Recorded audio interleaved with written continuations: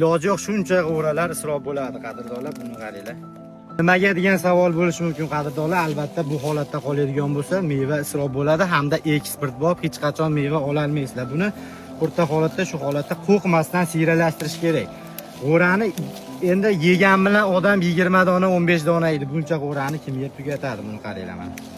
O'rta holatda 3-4 sm masofada qolish kerak hamda bir-biriga tegib qolgan mevalar umuman kerak emas. Kamerani olib keling yaqinroqqa mana. Holatda ham yana ham ko'p.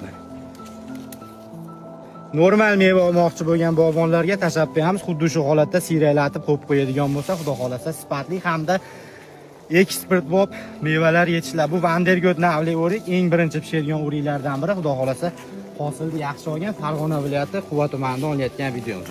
Ko'ringlar-da, marjon bo'lib yotibdi. Iloji yo'q, uzish kerak buni. Oradan siyralatsa bir-biriga tegadigan bo'lib qolmaslik kerak. O'shanda ham mevani sifatini buzadi.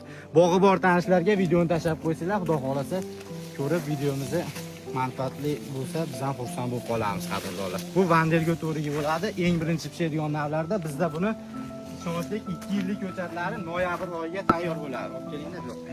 Buni turishini qaranglar mana. Hozir voz kechmasak, ertadan keyinga kech bo'lishi mumkin mana. Qo'rqmasdan olaverasizlar.